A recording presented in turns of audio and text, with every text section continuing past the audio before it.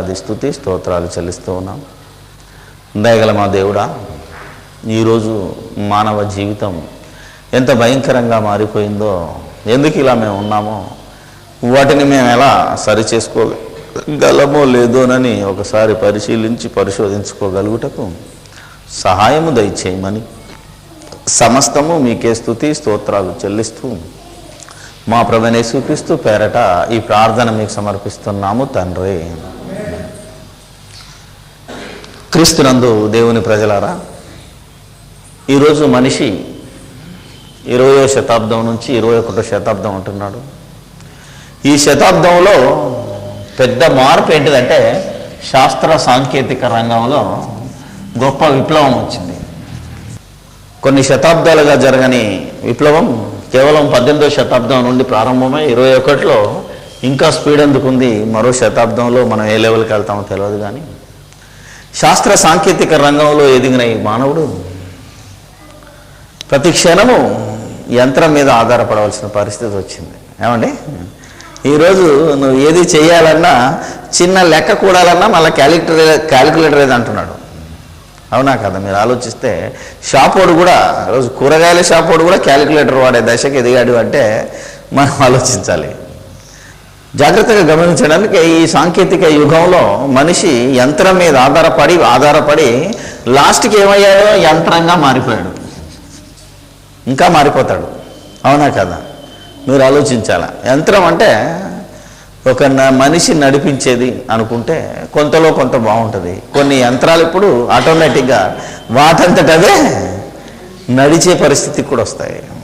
మనిషి లేకపోయినా ఆటోమేటిక్గా, అంటే కంప్యూటరైజ్డ్ న్యూమరికల్ కంట్రోల్స్ అన్నీ ఆటోమేటిక్గా మనం అనుకున్న ప్రకారంగా ప్రోగ్రామ్ చేస్తే సాయంత్రం 6 గంటలకు ఆఫ్ అంటే ఆగిపోద్ది, మళ్ళీ పొద్దున 6 గంటలకు లేమంటే అదే లేచి పనిచేసే పరిస్థితి రోబోట్స్ అంటారు. ఈ పరిస్థితికి ఎదిగింది. ఈ పరిస్థితికి ఎదగడానికి మనిషి శాస్త్రపరంగా సాంకేతిక పరంగా ఎదిగాడు, ఒక యంత్రంలా మారిపోయాడు. ఈ యంత్రం ఎలా ఉంటుంది? అది బాగున్నంత కాలం 24 అవర్స్ పనిచేస్తూనే ఉంటుంది. మిషన్, దానికి ప్రేమ, అభిమానం, అనురాగం, ఆప్యాయత లాంటివి ఉంటాయా? లేవు, ఉండవు. ఒక యంత్రానికి ఎలా ఉండవో ఈ యంత్రంలా మారిన మనిషికి కూడా ఈరోజు ఇదే కరువైపోయింది. ప్రతి మనిషి ఈరోజు ఈ క్షణం లేదా ఈ గంట లేదా ఈ దినం గడిస్తే చాలు అమ్మయ్య అనే పరిస్థితికి వచ్చాడు. అవునా కదా? ఒక గంట, ఒక క్షణం గడిచిపోతే చాలు అని క్షణము అభద్రతా భావంలోనికి వెళ్ళిపోతున్నాడు మనిషి. ప్రపంచంలో మీరు ఎక్కడ చూసినా భద్రత లేని పరిస్థితి, ఎప్పుడేం జరుగుతుందోనన్న పరిస్థితి. దీన్ని సరిదిద్దాలని దేవుడు ప్రారంభ శతాబ్దం నుండి ప్రయత్నిస్తున్నాడు. అంతకుముందు ఇశ్రాయేలులకు ప్రయత్నించాడు. ఆ తర్వాత ఇశ్రాయేలులు విననప్పుడు ప్రపంచాన్ని కూడా మరి కలిపి వాళ్ళను మార్చటానికి దేవుడు క్రీస్తు ద్వారా కూడా ప్రయత్నించడం ప్రారంభించాడు. ఇంతకీ యంత్రానికి మనస్సు, ఫీలింగు, ఇది మంచా ఇది చెడ అనేది ఉండదు. అవునా కదా? ఒక లారీ ఉందనుకో, స్పీడ్గా వెళ్ళిపోతుంటుంది. అది అందులో ఉన్న డ్రైవర్కి ఉండాలి, కానీ దాని కింద ఎవడు పడితే ఏంది? అవునా కదా? మీరు ఆలోచించు. చిన్నపిల్లడని చూస్తుందా, పాస్టర్ అని చూస్తుందా, రౌడీ అని చూస్తుందా, ఎవరిని పడితే వాడి మీద మీదకి ఎక్కి వెళ్ళిపోతూనే ఉంటుంది. మీరు ఆలోచిస్తే ఈరోజు మనిషికి కూడా ఇలాంటి పరిస్థితే దాపురించింది. ఎదుటివాడు మంచోడా చెడ్డోడా ఏం లేదు, తనది ఈరోజు ఈ దినం గడిస్తే చాలు, నేను బాగుపడితే చాలు, నేను బాగుంటే చాలు, రేపటి వరకు ఉంటే చాలు అనే ఒక రకమైన భావంలోనికి మనిషి వెళ్ళిపోయాడు. కానీ ఆదికాండంలోనే దేవుడు ఏం ఆలోచించాడు, మనల్ని గురించి ఏం ఆలోచించాడు అని అంటే, ఆదికాండంలో 3వ అధ్యాయం 22వ వచనంలో మాట మాట్లాడాడు దేవుడు. ప్రారంభ మానవుడు తప్పు చేసిన వెంటనే ఎలా ఉండాలని ఆలోచించాడు. అప్పుడు దేవుడైన యెహోవా ఇదిగో మంచి చెడులు ఎరుగునట్లు ఆదాము మనలో ఒకని వంటి వాయను. మనలో అన్నాడు అంటే అక్కడ ముగ్గురు ఉన్నారు అనుకోండి. దేవుడు, మీరు ఆలోచించాలి, క్రీస్తు, పరిశుద్ధాత్మ. ఈ మిగతా ఇద్దరితో దేవుడు మాట్లాడుతూ మంచి చెడులు ఎరుగునట్లు ఏమన్నాడు? మంచేదో చెడేదో ఎరుగునట్లు మనలో ఒకని వంటి వాడాయను. మనలో ఒకని వంటి వాడాయంటే వీళ్ళు ముగ్గురు ఎలాంటి వాళ్ళు? మంచేదో చెడేదో ఎరిగిన వాళ్ళు. తప్పు చేయకపోయినా తప్పేదో తెలిసిన వారు. అర్థమైందా లేదా మీకు? ఆలోచన. ఎరుగుట అంటే చేస్తేనే తెలుస్తుందా? మీరు ఆలోచించాలి. తప్పు చేయకపోయినా తప్పేదో తెలుసుకోవచ్చు, దాన్నే ఎరగడం అంటారు. అంటే మంచిని చెడును తెలుసుకునేవారుగా మనలో ఒకటి వారంటే దేవుని లాంటి వాడు. అంటే మనిషిని ఆ రోజే ఏమన్నాడంటే నా అంతటి వాడు అయ్యావురా బాబు అన్నాడు. మా అంతటి వాడు అయ్యాడు మనిషి అన్నాడు. ఏ విషయంలో? కేవలము మంచి చెడును ఎరిగే విషయం అంతే. ఒకవేళ దేవుడు అంతటి వాడవాడా? ఎందుకు నేను ఆలోచించాను అంటే, మొన్నటి వాదనలో ఒక ముస్లిం అడిగాడు, దేవుడు అనగానే ఆడు ఎక్కడికి వెళ్ళిపోతున్నాడు దేవత్వం అంటే సృష్టి. ఆయన ఎవరికి వినవలసిన పని లేదు, ఆయన ఆలోచించవలసిన, ఆయన ఓన్లీ క్రియేటర్, ఏదంటే అది చేయగలడు అని ఆ ఒక భావంలో ఉన్నాడు. మనిషి చేయలేడుగా అంటాడు. ఏమంటాడు? మనిషి సృష్టించలేడుగా, అందుకే మనిషి దేవుడు కాదంటాడు, అంతే సింపుల్గా. కానీ దేవుడు సృష్టికర్త, అలాగే మంచి చెడులను ఎరిగినవాడు. యేసుక్రీస్తు కావాలంటే సృష్టించినవాడు దేవుడే కనుక యేసుక్రీస్తు కూడా దేవుడు కాడు, పరిశుద్ధాత్మ కూడా దేవుడు కాడు అనే భావం వాళ్ళది ముస్లిమ్స్ది. అందుకనే ఓన్లీ సృష్టికర్తేనేంటి.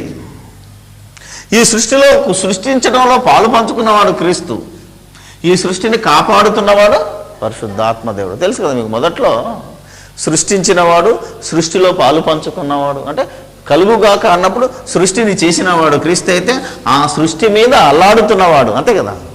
భూమి నిరాకారముగాను శూన్యముగా ఉన్నప్పుడు ఆత్మ, దేవుని ఆత్మ జలముల పైన అల్లాడుచుండను ఓవరింగ్. అప్పటి నుంచి ఇప్పటి వరకు సృష్టిని కాపాడుతున్నవాడు, సృష్టించినవాడు, సృష్టి అర్థం అంటే సృష్టి చేసినవాడు, సృష్టిని కాపాడుతున్నవాడు.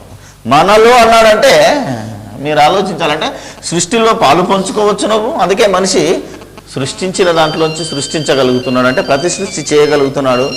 సృష్టిని కాపాడవలసిన బాధ్యత కూడా మరి మనిషి మీదనే పెట్టాడు కనుక మీరు ఆలోచిస్తే మనలో వంటి వాడాయను అన్నాడు.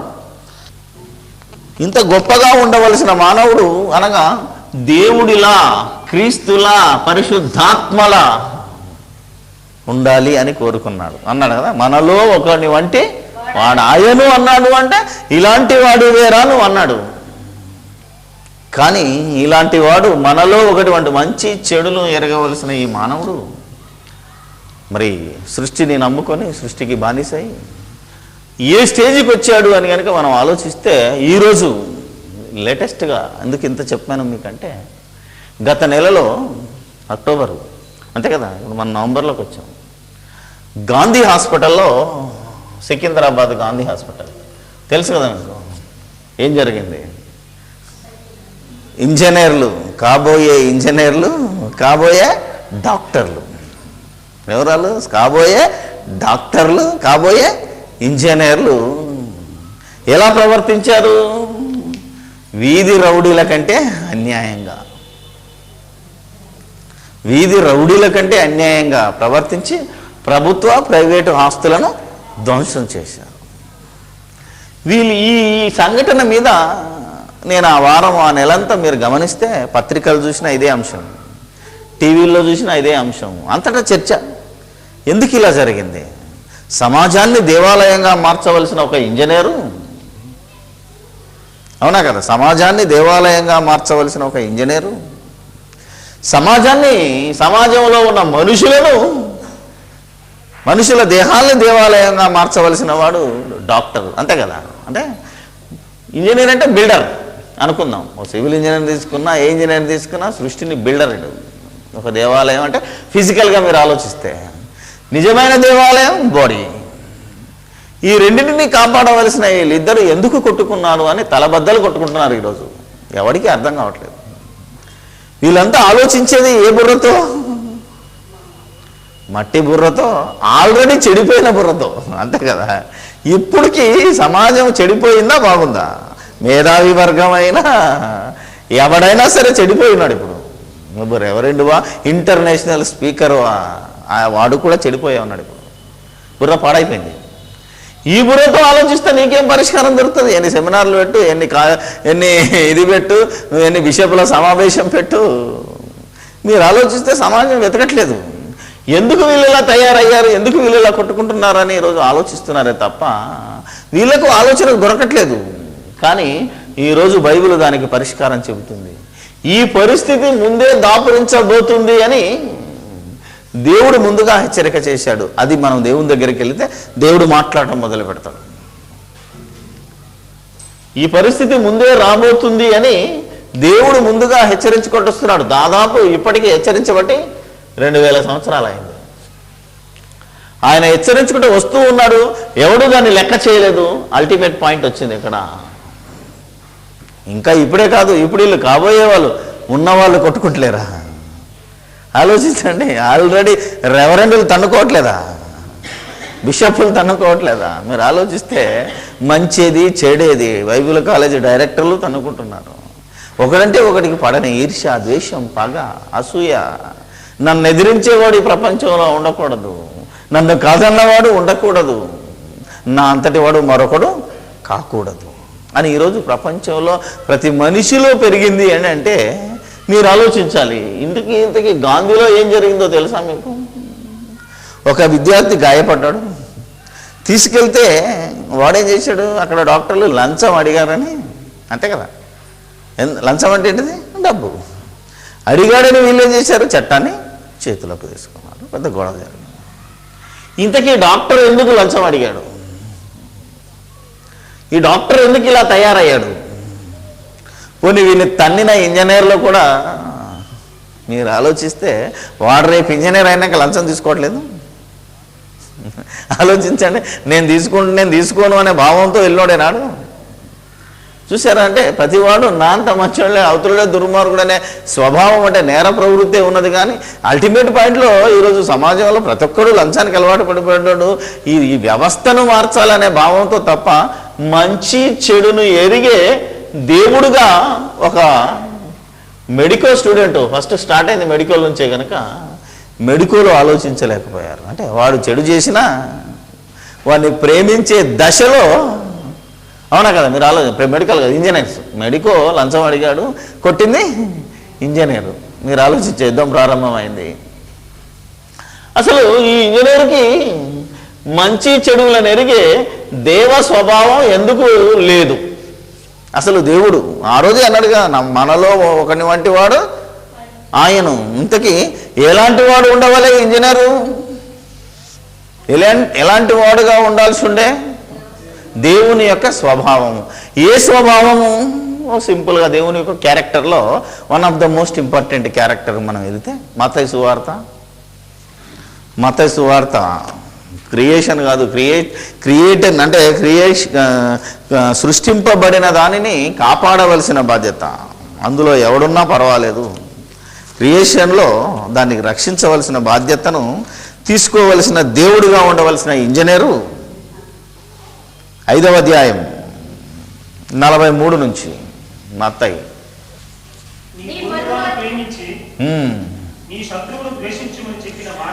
నీ పొరుగువానిని ప్రేమించి నీ శత్రువును ద్వేషించబడిన మాట చెప్పబడిన మాట ఒకప్పుడు ఉండేది. నేను మీతో చెప్పున్నదేమనగా, మీరు పరలోకమందున్న మీ తండ్రికి కుమారులై ఉన్నట్లు మీ శత్రువులను ప్రేమించుడి, మిమ్మల్ని హింసించు వారి కొరకు చేయుడి. ఆయన చెడ్డవారి మీదను మంచివారి మీదను తన సూర్యుని ఉదయింపజేసి నీతిమంతుల మీదను అనీతిమంతుల మీదను వర్షమును కురిపించుచున్నాడు. This is called divinity. దేవత్వం. ఇది దేవుని క్యారెక్టర్. మనలో వంటి వాడు ఆయన అంటే దేవుని లాంటి వాడుగా ఉండవలసిన ఈ క్యారెక్టరు మనిషిలో ఇప్పుడు లోపించింది. ఒక ఇంజనీర్లో లోపించింది, ఒక డాక్టర్లో లోపించింది. మరి దేవుడి మరో రూపం న్యాయాధిపతి అయితే న్యాయవాదులలో ఉందా? కొన్ని జడ్జీలలో ఉందా? మీరు ఆలోచిస్తే ప్రపంచంలోని ప్రతి మానవుడిలో అడుగునా ఈరోజు బోధకుల దగ్గరికి వెళ్ళినా డబ్బు, ఎవడు చూసినా ఏది చూసినా ఎందుకు లోపం అయ్యారు అనే దాని మీద ఎవడు కొట్టుకోవట్లేదు. కానీ ఎందుకు ఇలా సమాజం చెడిపోయింది, అందరూ చెడిపోయిందనే ఆలోచన ఉంది. కానీ సమాజాన్ని బాగు చేద్దామనే ఆలోచనతో ఎవరు ముందుకెళ్ళట్లేదు. దానికి మూలం ఎక్కడుంది అనే ఆలోచనతో మనిషి ఆలోచించటం లేదు. అందుకే నేను ఈ అంశాన్ని రేపు 14వ తారీఖు ఆదివారం, 21వ తారీఖు ఆదివారం ఈ నెల November all India radio Hyderabad కేంద్రంలో 6 గంటలకే బైబిల్ సూక్తులు అనే కార్యక్రమంలో 2 వారాలు వస్తుంది ఈ సబ్జెక్టు. షార్ట్ కట్ చేసి 5 నిమిషాలు ఒక వారం, 5 నిమిషాలు ఒక వారం. ఆల్ ఇండియా రేడియో హైదరాబాదు రేపే 14వ తారీఖు ఆదివారం, 21వ తారీఖు ఆదివారం 2 ఎపిసోడ్లో రాబోతుంది. మీరు జాగ్రత్తగా గమనించండి. దీని అంతటిని కుదించి 10 నిమిషాల్లో మాట్లాడుతున్నాను. జాగ్రత్త పడండి. అందుకనే మనం ఆలోచించాలి. ఇప్పుడు అసలు ఇది అంతటికి కారణం ఇలా దైవత్వాన్ని కోల్పోయాడు అని అంటే ఇలాంటి పరిస్థితి రాబోతుంది అని దేవుడు 2 తిమోతి 3వ అధ్యాయము 1వ వచనంలో చెప్పాడు. చూద్దాం. ఎందుకు ఇలా మారిపోతున్నారు జనాలు, ఎందుకు ఇలా అవుతుంది అని కొట్టుకుంటున్నాం. కానీ దానికి కారణం దేవుడు ఇక్కడ చెప్పాడు. సమాజాన్ని దేవాలయంగా ఉంచవలసిన నీవు, సమాజంలో దేవుడిగా బతకవలసిన నీవు, నిన్ను దేవుడిగా చూడాలని దేవుడు ఆలోచించాడు మనిషిని. మీకు ఇంకో రెఫరెన్స్ కూడా తెలుసు. మనిషిని దేవుడుగా చూస్తున్నాడు అన్నదానికి ఆధారం ఏంటి? కీర్తనల గ్రంథం తెలుసు కదా మీ అందరికీ. మనిషి ఎవరిలో చెప్పాను, 80 కీర్తనల గ్రంథం ఏమని మనల్ని ఆలోచిస్తున్నాడు కనుక మీరు ఆలోచిస్తే మానవుడు హూ ఇస్ మ్యాన్ అనే సబ్జెక్ట్లో ఎంత బాగుంటుందంటే 1వ వచనం చదివితే చాలు. 1-6 వచనాలు చదవండి. 82 దేవుని సమాజంలో దేవుడు నిలిచి ఉన్నాడు, దైవముల మధ్య ఆయన తీర్పు తీర్చుతున్నాడు. అంటే మన సమాజాన్ని ఏమంటున్నాడు దేవుడు? మనమంతా దేవుళ్ళము. అంటే నిన్ను నన్ను ఆనాటి నుంచి ఈనాటి వరకు దేవుడు మనిషిని ఎప్పుడు తనలాంటి వాడు, నాలో ఒకడు, మనలో ఒకటి వంటి వాడాయను, ఇది నా స్వరూపము, నా బీజము, నా ఆస్తి, నా భాగము, నా స్వాస్థ్యము, ఇలా ఎన్నో రకాలుగా మనిషిని ఆలోచించమని దేవుడు ఎన్నో వచనాల ద్వారా పాత నిబంధనలోను కొత్త నిబంధనలోను మనల్ని ఇలా చూస్తున్నప్పుడు మనం ఎందుకు మారిపోతున్నాము? ఎక్కడ మారిపోయాడు మనిషి అంటే సాతాను మాయలో పడి ఇదిగో చెడిపోవడానికి కారణం ఇక్కడ చూపించాడు దేవుడు. ఈరోజు మానవుడు చెడిపోతున్నాడు, ఒక యువత చెడిపోతుంది, ఒక పెద్దోడు చెడిపోతున్నాడు. దేవుణ్ణి నేనని చెప్పుకుంటున్నవాడు కూడా నేనే దేవుణ్ణి, దేవుడు ఎక్కడున్నాడు నాకే మొక్కండి అన్నవాడు కూడా ఎందుకు చెడిపోయాడు, ఎలా చెడిపోతున్నాడు అన్నదానికి కారణం ఇదిగో ఇక్కడ చూపించాడు దేవుడు. 2 తిమోతి 3వ అధ్యాయము అంత్య దినములలో అపాయకరమైన కాలములు వచ్చునని తెలుసుకో అంటున్నాడు. అంత్య దినములలో కూడా ఏ కాలాలట? అపాయకరమైన కాలాలు. ఈ అంత్య దినములు ప్రారంభమై యేసుక్రీస్తు పుట్టుకతో అప్పుడు ప్రారంభమై ఇశ్రాయేలులు ఒక దగ్గర కలవటం, ధర్మశాస్త్రము కొట్టివేయబడిన కాలము మొదలుకుంటే అది అంత్య దినముల ప్రారంభమైతే వాటి ముగింపు కనుక మీరు ఆలోచిస్తే అది భయంకరమైన కాలము అంటున్నాడు. ఇది అంత్య దినములలో అపాయకరమైన కాలములు అని మనం తెలుసుకోవాలి అంటే కింద మనిషి యొక్క క్యారెక్టర్ చెప్తున్నాడు ఇప్పుడు. ఎలయనగా మనుష్యులు స్వార్థప్రియులు, ధనాపేక్షకులు, బింకములాడువారు, అహంకారకులు, దూషకులు, తల్లిదండ్రులకు అవిధేయులు, కృతజ్ఞత లేనివారు, అపవిత్రులు, అనురాగరహితులు, అతిద్వేషులు, అపవాదకులు, అజితేంద్రియులను, క్రూరులను, సజ్జన ద్వేషులను, ద్రోహులు, మూర్ఖులు, గర్వాంధులు దేవుని కంటే సుఖానుభవమును ఎక్కువగా ప్రేమించువారు పైకి భక్తి గల వారి వలె ఉండి దానిని శక్తిని ఆశ్రయించువారనై ఉందరు. ఇట్టి వారికి విముఖుడవై ఉండుము. ఇందులోని క్యారెక్టర్స్ చూస్తే ఇట్టి గుణ సంపన్నులు, ఎన్ని గుణ సంపన్నులు, ఇన్ని గుణాలు ఉన్నాయట. ఇప్పుడు మనుషుల్లో ఏమున్నాయి? సకల కళా వల్లభన్ అంటే ఇగో ఇన్ని కళలు ఆరితేరిన వాడు ఈరోజు మనిషి. అందుకనే ఈ కాలాన్ని ఏమనొచ్చు? అంత్య దినములలో అపాయకరమైన కాలాలు అంటున్నాడు. అందుకనే ఏమట? స్వార్థ ప్రియులు. ఎవడు చూసినా ఎక్కడ చూసినా స్వార్థం. నేను, నాది, నేను బాగుపడాలి. అవునా కదా? నా అంతటి వాడు మరొకడు ఉండకూడదు, నేనే గొప్ప, నన్ను మించిన వాడు రాకూడదు, నన్ను ఎదిరించేవాడు ఉండకూడదు, నేనే ఆస్తిని అనుభవించాలి, నాకున్నటి కారు మరొకడు ఉండకూడదు, నాకున్నటి ఇల్లు మరొకడు ఉండకూడదు, నాకున్న పోస్ట్ మరొకడికి ఉండకూడదు. ఇలా ప్రతి దాంట్లో స్వార్థమే. ఏమండి మరి ఆలోచించండి, ప్రతి వాడిని ఆలోచిద్దాం. ఈరోజు భారతదేశము నా మాతృభూమి, భారతీయులందరూ అబ్బా డైలాగ్ చెప్పమంటే ప్రతి ఒక్కరు చెప్తాడు. కానీ పక్కింటోని రానిస్తాడా ఇంట్లోకి? ఏమండి పొరుగు వాడిని ప్రేమించే మాత్రం క్రియ దగ్గరికి వచ్చేసరికి ఏమీ లేదు. వాడెవడో నేనెవడో అడు నా. ఇప్పుడు మన దగ్గరికి వచ్చేసరికి ఎవడో నా కులం కాదు, నా మతం కాదు, నా ఊరు కాదు, నా భాష కాదు, నా ప్రాంతం కాదు, నా చుట్టం కాదు. కానీ మాటలు భారతదేశము నా మాతృభూమి. నువ్వు నీ మాతృభూమి అంటే మరి పాకిస్తాన్ ఏమంటావు? పాకిస్తాను నా మాతృభూమి అంటాడు. అంతే కదా. ఇప్పుడు ఇద్దరు తన్నుకోవడం. ఎందుకు యుద్ధాలు జరుగుతున్నాయంటే నువ్వు నీ మాతృభూమి ఎంత ఇష్టమో మరి వాడికి అమెరికా నా మాతృభూమి అంటాడు, వాడి జాతీయ గీతాన్ని పాడుకుంటాడు. మరి ఊరుకుంటాడు ఆఫ్ఘనిస్తాన్ వాడు? అవునా కదా? నా భూమి నాది అన్నాడు కాబట్టి ఇద్దరు తన్నుకుంటున్నారు. ఇరాక్ వాడు ఊరుకుంటాడా? మీరు ఆలోచించండి. ప్రతి వాడిలో నాది నాది నాది నా అనే స్వార్థం వచ్చింది కనుకనే యుద్ధం, అన్యాయం, పగ, ద్వేషం విలయతాండవం చేస్తుంది ఈరోజు ఈ దేశంలో, ఈ ప్రపంచంలో. ఎందుకంటే ప్రతి మనిషి ఏమైపోయాడు? స్వార్థప్రియుడు. అందరిలో స్వార్థం. అసలు దేశం అంటే ఏంటి? మట్టా మనుషులా? మీరు ఆలోచించండి. దేశం అంటే మట్టా మనుషులా? మనుషులు. కానీ దేశము ప్రేమించుతున్నానని కాశ్మీర్ నుంచి కన్యాకుమారి వరకు మనుషులు చంపుతాడు. మట్టిని ప్రేమించేలాము, మనిషిని ప్రేమించాలని దౌర్భాగ్యుడు. అందుకే మనిషి ఈరోజు ఎందుకు మారిపోతున్నాడు అంటే ఇలాగ అయిపోతాడు రా బాబు. వీటన్నిటికి కారణం వీడు స్వార్థపరుడు కావడానికి కారణం ఏంటి? వీడు బింకములాడువాడు కారణం అహంకారులు, దూషకులు, తండ్రిదండ్రులకు అవిధేయులు, కృతజ్ఞత లేనివారు, అపవిత్రులు, అనురాగ రహితులు, అతిద్వేషులు. ద్వేషమే కాదు, మాది దేశంలో సూపర్ ద్వేషం అట. అపవాదకులు, దేశమే భయంకరం అంటే ఏంటిది? అతిద్వేషులు, అపవిత్రులు, అపవాదకులు, అజితేంద్రియులు, క్రూరులు, సజ్జన ద్వేషులు. అంటే మంచోనే ద్వేషిస్తాడు. ఇది అతి ద్వేషం అంటే. అర్థమైందా? దుర్మార్గుని ద్వేషించాడంటే ఏదో పోయిందంటే చెడ్డోడు రా ఆడు దరిద్రుడు అని తిట్టినా లావలేదని ఎవరిని తిడతాడు? వీడు చెడ్డోడిని వదిలేసి సజ్జనునే ద్వేషించే జాతి. వీటన్నిటికీ కారణం మూర్ఖత్వము, గర్వాంధులుగా కావడానికి కారణం ఏంటంటే ప్రతివాడు సుఖం. ఏం కోరుతున్నాడండి? కారణం ఏంటి చెప్పాడు దేవుడు. ఏమన్నాడు? సుఖం. పాపం సుఖపడాలనే ఆశ పెద్ద నష్టం కాదు, కానీ ఎలాంటి సుఖం అట?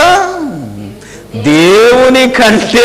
అది మీరు ఆలోచించాలి. ఇప్పుడు అక్కడ బెస్ట్ పాయింట్ వేసాడు ఏంటంటే మీరు ఆలోచిస్తే దేవుని కంటే సుఖానుభవమును ఎక్కువగా ప్రేమించేవాడు దేవుడు ఎక్కడున్నాడు? దేవుని కన్నా నా సుఖం నాది, నా ఊరు నాది, నాది నాది నాది అని ఆలోచిస్తున్నాడు గనక దీనంతటికి కారణం మరి మనిషి సుఖపడాలి. ఏం చేయాలి? సుఖపడాలి. సుఖపడాలంటే ఏం కావాలి చెప్పండి చూద్దాం. ఈరోజు మనిషి సుఖం అంటే లగ్జరీకి అలవాటు పడ్డాడని తెలుసు. అందరేమంటాం లగ్జరీ. చెప్పాను కదా మొన్న. ఇప్పుడు ఈరోజు సమాజంలో చెడిపోయింది. ఆ రోజు చెప్పలేకపోయాను. నిరుద్యోగ సమస్య ఎందుకు పెరుగుతుందంటే ఆడామగా ఉద్యోగాలు చేస్తున్నారు. ఎందుకంటే బతకాలి కదా అండి అన్నాడు. ఎందుకంటే లగ్జరీకి అలవాటు పడ్డాడు కనుక. అంతే కదా, లగ్జరీ లేకపోతే లేదు. మీరు ఆలోచిస్తే ఈరోజు ఎంత ఇదైపోయింది చూసారా? లేదా ఎందుకు జరిగింది? దేవుని యొక్క ఆజ్ఞలు ఎవరు పాటించలేదు. ఇప్పుడున్న వాళ్ళు అనేం లేదు, కానీ చెడిపోయింది కదా వ్యవస్థ. ఎప్పుడో గృహ పరిపాలన జరిగించవలసిన వాళ్ళు రాజ్య పరిపాలనకి వెళ్ళారు కనుక రాజ్యం కంపైపోయిందని చెప్పాను. అంతవరకే ఆగమన్నాను. ఆలోచిస్తే ఎవరి బాధ్యతలు వారు లేక సుఖానికి అలవాటు పడ్డారు కనుక సుఖపడాలి అంటే ఏం కావాలి? ధనం. ఏం కావాలి? అందుకే స్వార్థ ప్రియులలో నెక్స్ట్ ఏమన్నాడు? ధనాపేక్షకులు. ధనాపేక్షకులు అన్నాడంతే. ఎప్పుడైతే సుఖపడాలని ఆశ పెరిగిందో మరి ఏ ఆశ వస్తుంది? ధనాన్ని పెంచాలి, ధనాన్ని సంపాదించాలి, ధనాన్ని సంపాదించి ధనవంతుడు అవ్వాలి, నా అంతటి సుఖాన్ని అనుభవించకూడదు వేరెవడు అనుకున్నాడు కనుకనే ధనాపేక్షకులుగా మారాడు. ఇలా ఎప్పుడైతే ధనాన్ని ఆశిస్తావో ఏమవుతుంది? మొదటి తిమోతిలో చెప్పాడు 6వ అధ్యాయంలో 9వ వచనం, ధనవంతులగుటకు అపేక్షించువారు శోధనలోను ఉరిలోను అవివేక యుక్తములను హానికరములనైన అనేక దురాశలలోను పడుదురు. అట్టివి మనుష్యులను నష్టములోను నాశనములోను ముంచివేయును. ఎందుకనగా ధనాపేక్ష సమస్తమైన కీడులకు, అంటే ఈ ప్రపంచంలో జరుగుతున్న కీడన్నిటికీ కారణం ఏంటి? ధనాపేక్ష. ఈ ధనాపేక్షకు మూలం ఏంటిది? సుఖానుభవం. ఎక్కడికెక్కడ లింక్ పెడుతున్నాడు చూడు.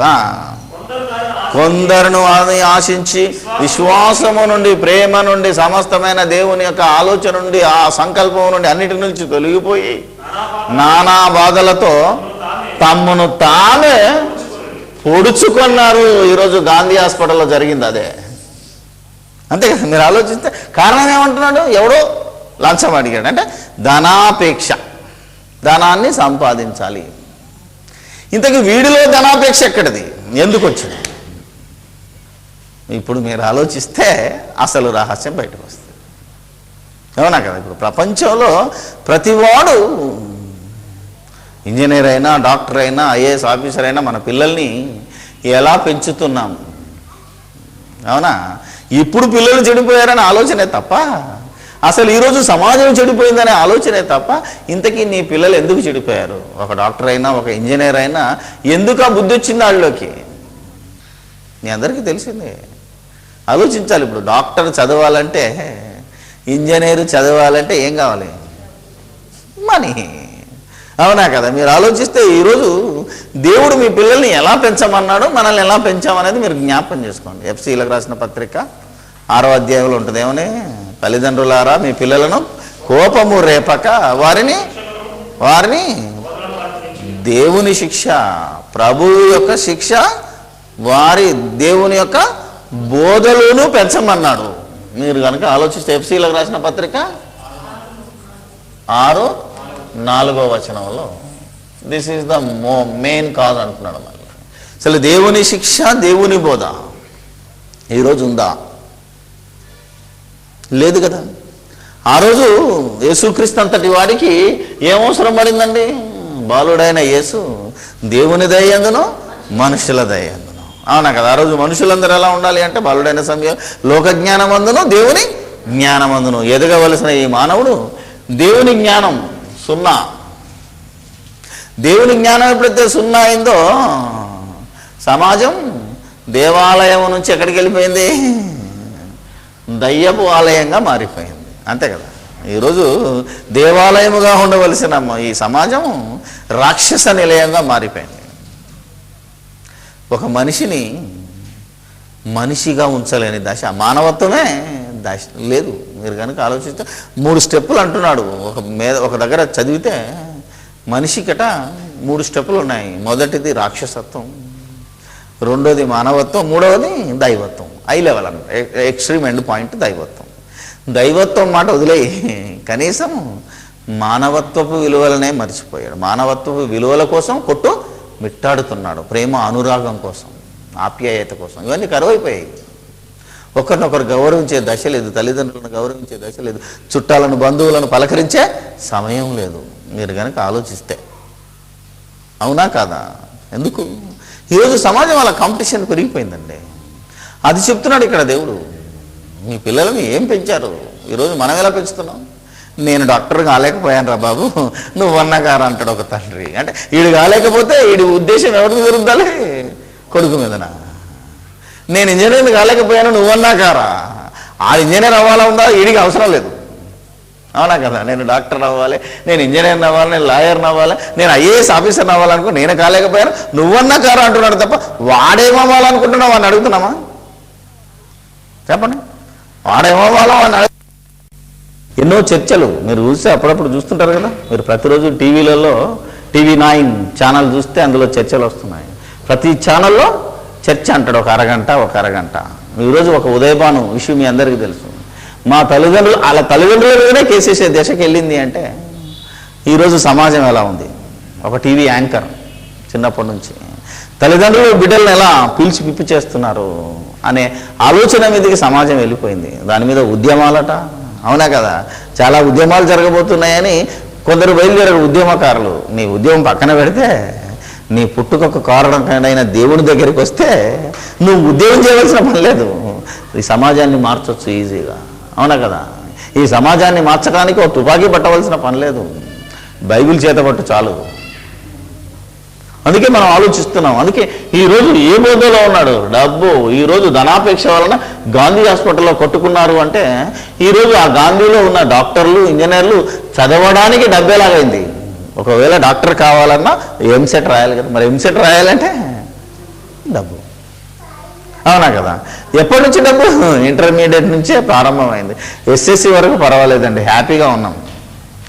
నా బాధ అంతా ఎప్పుడైతే ఇంటర్మీడియట్ స్టేజ్కి వచ్చిందో ఈరోజు పిల్లల్ని, ఇంక్లూడింగ్ మన పిల్లల గురించి ఆలోచించిన ఒక ఆదివారం లేదు, ఒక పబ్లిక్ హాలిడే లేదు. ఈ కార్పొరేట్ కాలేజీలు వచ్చి పిల్లల్ని ఎంత భయంకరంగా ఒక ఆలోచించే దశ లేకుండా వాడికి హాలిడే దొరికినా క్లాసే. ఇప్పుడు చూడండి, మరి ఆలోచించే ఈ శ్రీ చైతన్యలు, నారాయణలు, ఈ భయంకరమైన ఈ కోచింగ్ సెంటర్లు వచ్చి మనిషికి ప్రేమ లేదు, అప్యాయత లేదు, దేవుడు లేడు. ఆదివారం నాడు కనీసము, అవునా కదా? మీరు ఆలోచిస్తే, మా అబ్బాయి గురించి ఆలోచిస్తే వాడు 10th క్లాస్ వరకు రెగ్యులర్గా నాతో వచ్చేవాడు. ఏడి ఇప్పుడు చూడు ఎక్కడికి వెళ్ళిపోయాడు? మార్కుల కాంపిటీషన్, అంతే కదా మరి. ఎందుకంటే పక్కోడి కంటే తక్కువ రావద్దు, తక్కువ వస్తే బతకలేడు సమాజంలో. మన వాళ్ళు ఎలా పెంచుతున్నాం మన పిల్లల్ని? ఏమ్మా, పక్కోడి కంటే 5 మార్కులు తక్కువ వస్తే నీకు ఇన్ని లక్షలు పెట్టానరా ఒళ్ళు చీరేస్తా. అక్కడ మార్కులు తక్కువ వచ్చేసరికి ఏమవుతాడు? ఇంటికి రాలేడు. మీరు రాసిస్తే రెసిడెన్షియల్ స్కూల్లో ఆత్మహత్యలు ఎందుకు జరుగుతున్నాయి? రెసిడెన్షియల్ కాలేజెస్లో ఆత్మహత్యలు ఎందుకు జరుగుతున్నాయి? చూడండి, మీరు మార్కులు తక్కువ వచ్చినానుకో మాస్టర్ తిట్టిండని హాస్టల్లోనే ఉరేసుకుంది ఒక అమ్మాయి. మీరు కనుక ఆలోచిస్తే, ఇలా మీరు ఆలోచిస్తే ఇవన్నీ ఎందుకు జరుగుతున్నాయి అంటే మీరు ఈ పిల్లలను పెంచే విధానము ప్రారంభమే సరిగా లేదు కనుకనే ఎండ్ పాయింట్ ఇలాగే ఉంటుంది. అంతే కదా? ప్రారంభం ఏంటి? ఇది దేవుని ఆలయం, సమాజం ఒక దేవుని ఆలయం. నిన్ను దేవుడుగా చూడాలని దేవుడు కన్నాడు, నాకు గర్భఫలంగా బహుమానంగా ఇచ్చాడు. నువ్వు ఈ సమాజంలో దేవుడుగా పెరగాలి. అలాగని జ్ఞానం వద్దంటలేను, లోక జ్ఞానము ఉండాలి. ఇంజనీర్ చదువు, డాక్టర్ చదువు, IAS చదువు, ఇంకేమైనా చదువు, శాస్త్రవేత్తగా చదువు. కానీ నీలో ఏముండాలి నాయనా? కనీసం మానవత్వం అన్నా ఉండాలి. దేవత్వం తర్వాత నిన్ను చూస్తే ఏమనాలి సమాజం? ఏ తల్లి కన్నది బాబు, ఏ తండ్రి కన్నాడు బాబు, నీ ఆ తల్లిదండ్రులకు చేతులెత్తి నమస్కరించాలి అనే విధంగా నీ పిల్లలను పెంచుతున్నావా? ఎవడు కన్నాడురా నిన్ను అనేటట్టు నీ పిల్లలు పెరుగుతున్నారా? అది ఆలోచించగలిగిన నాడే ఈ సమాజం బాగుపడుతుంది. ఈరోజు మీరు ఆలోచించండి. అందుకే చెప్పాను మొన్న, ఈ గాంధీ హాస్పిటల్లో వీళ్ళు రౌడీలాగా ఎందుకు తన్నుకున్నారు అంటే వాళ్ళు పెరిగింది ఏ వాతావరణంలో? బాగా చదువురా, అంతే కదా. ఇంకేముండదు, ఏముండదు.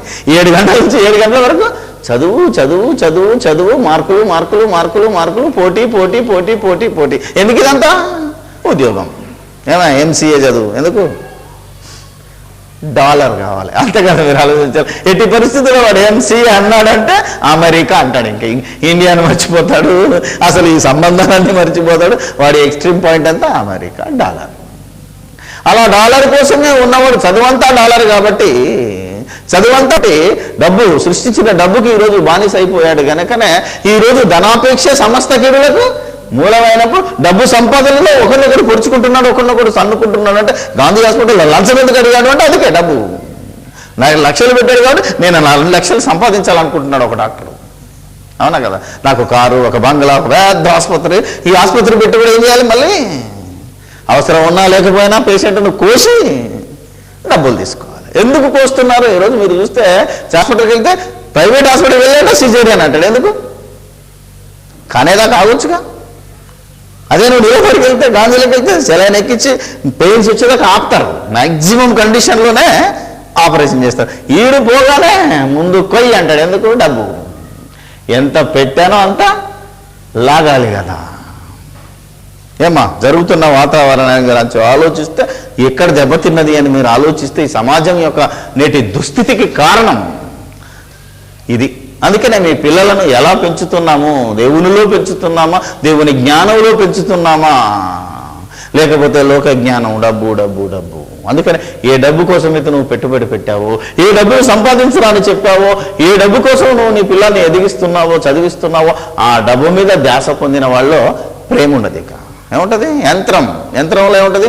ఎన్ని డబ్బులు, ఒక యంత్రానికి ఆర్డర్ ఇస్తే ఏం చేస్తుంది? నా పనేంది అచ్చు గుద్దడమే, అంతకు మించి వేరే తెలియదు కదా. అంటే ఎంత అవుట్పుట్ తీస్తే అంత మంచిది. కాబట్టి వీడొక మిషన్గా తయారైపోయాడు. ఇప్పుడు ఎంత డబ్బు కమాయించాలా, ఎంత డబ్బును సంపాదించాలా, ఎంతగా ఇది చేయాలనుకుంటున్నాడే తప్ప ఎంతగా నేను మానవత్వాన్ని సంపాదించుకోవాలా, ఎంతగా నేను దైవత్వాన్ని సంపాదించుకోవాలని ఆలోచించటం లేదు. అంటే పెంపకంలో లోపం. మన స్టార్టింగ్ మన ఇల్లే. ప్రతి గృహంలో ప్రతి తల్లిదండ్రులు ఈ ఆలోచించగలిగితే పిల్లలకు కోపము రేపక. నువ్వు భూమి మీద దీర్ఘాయుష్మంతుడిగా ఉండాలి అంటే డబ్బు కాదురా, ఏం కావాలి? నీ తల్లిని నీ తండ్రిని సన్మానించు. తల్లిదండ్రులను దూషించువారు నరహంతకులు, పితృహంతకులు, మాతృహంతకులుగా మారుతున్నారు. అంటే మొన్నటికి మొన్న మీరు చూసే హైదరాబాద్ వాళ్ళను ఫిరోజుగూడలో ఒకడు 2 కొడుకులు తండ్రిని నరికి పరేశారు. ఎందుకు? మీరు ఆలోచించాలి. ఎంతమంది తండ్రులను చంపుతారు, ఎంతమంది తల్లులను చంపుతారు, ఎంతమంది మనవల అమ్మమ్మల ఆస్తి కోసం పీకను ఒలిపేస్తారు. ఎందుకు? ఇదంతా ఆస్తి గొడవ, ఇదంతా డబ్బు గొడవ, ఇదంతా. ఎందుకంటే వాడు పెరిగే వాతావరణమే. మనిషి ఈరోజు ఏ దశకు వచ్చాడు అంటే డబ్బు లేకపోతే ఏమీ చేయలేము. అవునా? డబ్బు ఉంటే కొండ మీద కోతినైనా దించొచ్చు. డబ్బు దేవుడు ఉంటే ఏం చేయలేమండి. దేవుడు ఎందుకు? ఏం చేసుకున్నాం? డబ్బు ఉందా చెప్పు అంటున్నాడు. ఏం కావాలి? Money makes so many things. అందుకనే ఈరోజు దేవుడు 2000 సంవత్సరాల క్రితం తిమోతి ద్వారా చెప్పాడు, మనిషికి ఎప్పుడైతే సుఖానుభవం వస్తుందో, కావాలని కోరుకుంటాడో, సుఖం కోసం డబ్బు కోసం స్వార్థం కోసం ప్రేమ నశించిపోతుంది. అనురాగ రహితులు, అతిద్వేషులు, రకరకాలైన క్యారెక్టర్స్ అన్ని ఇందులో ఉన్నాయంటే ప్రపంచ నాశనము దాపురించింది. ఇది అంత్య దినములలో అపాయకరమైన కాలములు అని దేవుడు చెబుతున్నాడు. అంటే ఈ సమాజం ఒకసారి ఆలోచించాలి, క్రైస్తవ సంఘము ఒకసారి ఆలోచించాలి. ఎక్కడ లోపం ఉంది? క్రైస్తవులు అదే పనిలో ఉన్నారు, క్రైస్తవేతరులు అదే పనిలో ఉన్నారు. అందుకే సమాజం చెడిపోయింది. సమాజం చెడిపోవడానికి కారణం ముందు మన ఇల్లు చెడిపోయింది, మన ఆలోచన చెడిపోయింది, వ్యవస్థ చెడిపోయింది అంటున్నావా తప్ప వ్యవస్థలో మనిషి ఒక భాగస్వామి. ప్రతివాడు మనీ తప్ప ప్రేమ, అనురాగం, ఆప్యాయత ఏది లేక ఒకరినొకడు పొడుచుకు కలిసిపోతున్నాడు. దేవుడిగా ఉండవలసిన ఒక డాక్టరు, దేవుడిగా ఉండవలసిన ఒక ఇంజనీరు రౌడీలాగా రోడ్డు మీద పడి తన్నుకొని ప్రకృతికే నాశనానికి కారకుడు అవుతున్నాడు. అంటే వాడి పెంపకంలో లోపం, వాడి ప్రారంభమే తప్పు తినదు. అందుకనే ఈరోజు మీరు ఆలోచిస్తే ఎప్పుడు చెప్తుంటాను, మరలా చెప్తాను, ఓల్డ్ ఏజ్ హోములు పెరుగుతున్నాయి ప్రపంచంలో. అవునా కదా? అంటే వృద్ధాశ్రమాలు పెరుగుతున్నాయి. తెలుసు కదా మీ అందరికంటే. ఎందుకు పెరుగుతున్నాయి? ఎవరు ఆలోచించలేదు. నేను ఆలోచించి చెప్పాను. ఇది కాదనేవాడు ఎవడనుంటే రావచ్చు అన్నాను. ఒకరోజు మన మీటింగ్లో చెప్పాను. ఎందుకు పెరుగుతున్నాయంటే రెసిడెన్షియల్ స్కూల్స్ పెరుగుతున్నాయి కనుక. రెసిడెన్షియల్ స్కూల్ అంటే అందులోనే తిండి, అందులోనే చదువు. అర్థమైందా లేదా? అందులోనే తిండి, అందులో. రెసిడెన్షియల్ అంటే ఇంటి వాతావరణం కలిగిన స్కూల్స్ బయట పెడుతున్నారు. ఎందుకు? ఇంట్లో ఇంటి వాతావరణం లేదు, అర్థమైందా లేదా? మీరిద్దరు భార్యాభర్తలు తన్నుకుంటారు, మీకు ఓపిక ఉండదు. అర్థమైందా? ఇందులో ప్రేమ లేదు కనుక మీ పిల్లలు చెడిపోతారు. మా ఇంట్లోకి రండి, మేము పెడతామని స్కూల్ పెట్టి వాడు పొద్దున్నేంచి రుబ్బి ఫస్ట్ క్లాస్ వస్తాడు. ఎందుకు స్టేట్ ఫస్ట్ కూడా వస్తాడు. రాగానే వెళ్ళిపోతాడు, అమెరికాకి వెళ్ళిపోతాడు. అంతే కదా మీరు ఆలోచించేది. అల్టిమేట్ ఏంది ఐఐటీయో లేకపోతే ఏదో ఒకటి చేసి అల్టిమేట్గా యూఎస్ఏ అంటాడు, లేకపోతే ఇంకో దేశం అంటాడు $. అక్కడికి వెళ్ళిన తర్వాత ఉంటాడు. అలాగే ఇలాంటి వాళ్ళే వస్తారు. అంతే కదా మీరు ఆలోచన. అందులో ఒక అమ్మాయి ఇచ్చింది చేసుకున్నాడు ఉదాహరణ. ఏం జరుగుతుంది? వీళ్ళిద్దరు ఫ్యామిలీ. ఇప్పుడు వాడు అక్కడే సెటిల్ అవుతాడు. ఒకే కొడుకున్నాడు అనుకో, మరి ఆ తల్లిదండ్రుల పరిస్థితి ఏంటి? మొన్న వృద్ధుల దినోత్సవం రోజు పేపర్ చదివాను నేను. ఒక కొడుకు కాదు, 3 కొడుకులను కన్నాడట ఒక ఆయన. ఆ 3 అమెరికానే, కొడుకులు అమెరికానే, కోడలు అమెరికానే. మీరు ఎక్కడున్నారంటే ఏం చేయాలి బాబు, ఏమని చేసుకోవాలి, ఏం చేసుకోవాలి? ఇదంతా ప్రేమ లేదు. నా కొడుకు నాకు ఈరోజు తిండి తినే పరిస్థితి లేదంటే ఒక ఆయాన్ని పెట్టి, తెలుసు ఎవరిని, ఒక పని ఆమెను పెట్టి ఆమెకు సపర్యలు చేస్తున్నాడే తప్ప ఒక కొడుకు ఒక కూతురు తండ్రికి సపర్యలు చేసే దశ దాటిపోయింది. ఎందుకు? వాడెందుకు ఈ పరిస్థితికి వచ్చాడు? ఓల్డ్ ఏజ్ హోమ్లో పెట్టి నాన్న బాగుంటున్నాడా, వాడి మైండ్లో ఏముందో ఆలోచించట్లేదు మనం. ఇప్పుడు నీ కొడుకు బాగుపడాలంటే ఏం చేసాం? డబ్బిచ్చి రెసిడెన్షియల్ స్కూల్లో పెంచావు కనుక, అబ్బా డబ్బిచ్చి మా నాన్న పెంచాడు కనుక నేను ఈరోజు ఈ పొజిషన్లో ఉన్నా. కాబట్టి ఈరోజు మా నాన్న హాయిగా ఉండాలంటే ఎక్కడ ఉంటాడు? నా దగ్గర ఉంటే కుదరదు. ఎందులో ఉండాలి? నేను కూడా డబ్బిచ్చి ఓల్డ్ ఏజ్ హోమ్లో పెంచుతానని, ఓల్డ్ ఏజ్ హోమ్లో కూడా మా నాన్న హ్యాపీగా ఉంటాడు, మా అమ్మ హ్యాపీగా ఉంటుందని ఎంత డబ్బు కావాలంటే అంత తీసుకొని అన్న ఓల్డ్ ఏజ్ హోమ్లో జాయిన్ అయిపోంటున్నాడు ఈరోజు. అనురాగ రహితులు. తల్లిదండ్రులను ప్రేమించాలి నీ దశ. ఎందుకు అంటే నీ పెంపకమే స్టార్టింగే. ఇప్పటికే సమాజంలో చేయి దాటిపోయింది. అర్థమైంది లేదా పరిస్థితి? మన దగ్గరికి వచ్చేసరికి దాటిపోయింది. కనీసం మనమన్నా ప్రారంభించాలి. ఈ యొక్క మాటలను కనుక మనం బయటికి తీసుకొస్తే ఈ ప్రేమ ఆప్యాయత తిరిగి రావాలి. మనిషి యంత్రంలో నుంచి మనిషిగా మారిపోవాలి. మనిషి మళ్ళా దేవుడు అంతటి వాడుగా ఎదిగి మనలోటి వాడాయను అని దేవుడు ఎప్పుడు అన్నాడో, మంచి చెడ్డలు ఎరుగునట్లు ఈ మనిషి మనలో ఒకని వంటి వాడు ఆయనని సర్టిఫికెట్ ఇచ్చాడు చూడు. ఆయనలో ఒకని వంటి వాడు అవ్వాలి అంటే ఆ కార్యక్రమం చేయవలసింది క్రీస్తు ప్రారంభించాడు. తర్వాత అపోస్తలులు ప్రారంభించారు. ఆ తర్వాత మనం ప్రారంభించంటే క్రీస్తును ధరించుకొని, క్రీస్తును ధ్వజంగా పెట్టుకొని, క్రీస్తే మన బ్యానర్గా ఉంటే ఆ క్రీస్తు ఈ సమాజాన్ని ఎలా మార్చడానికి.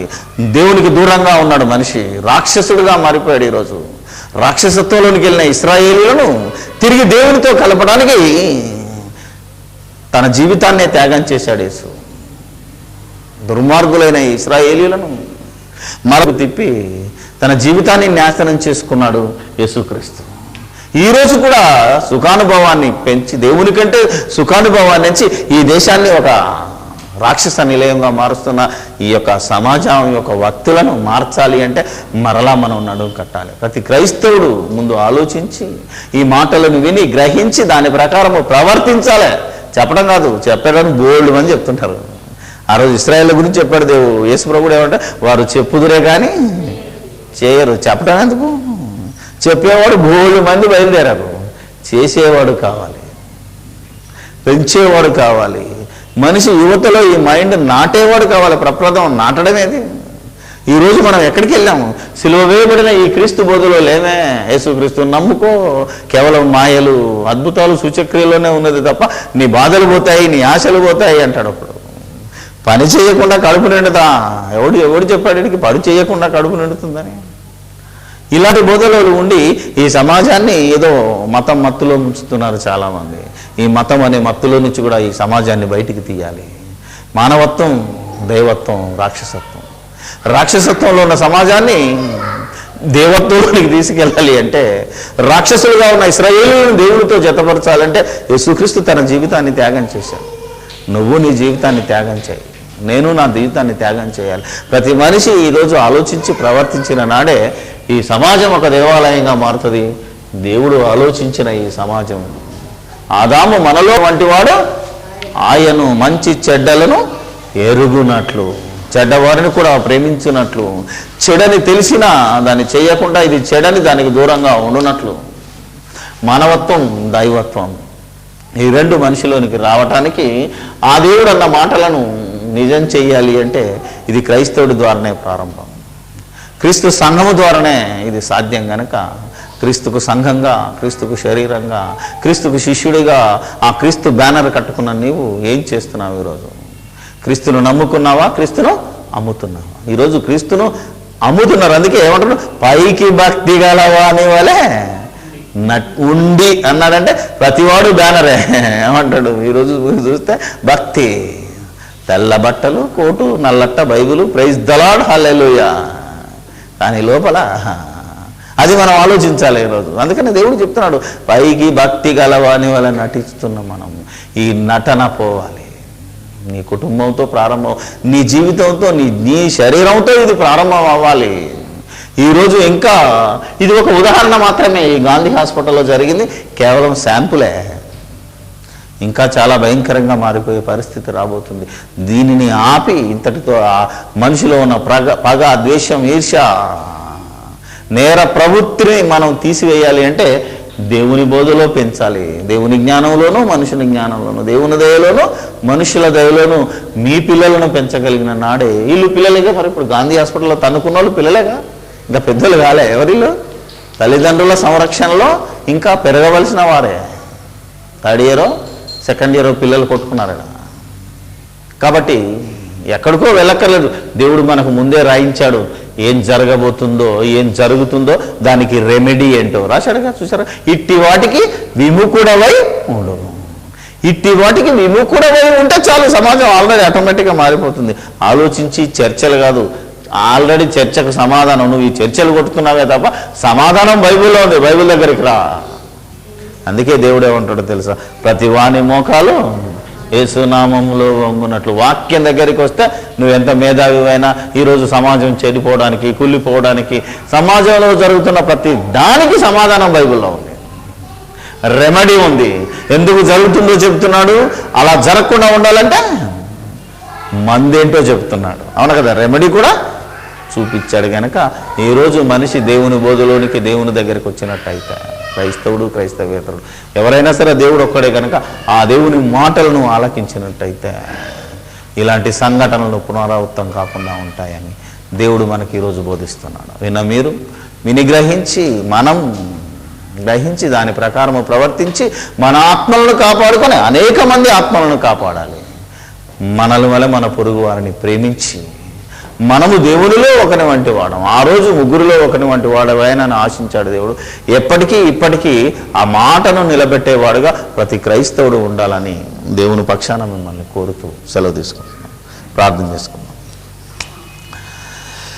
దయగల మా దేవుడా, పరిశుద్ధుడైన మా తండ్రి, ఈరోజు సమాజం మానవతా విలువల కోసం పరితపిస్తుంది.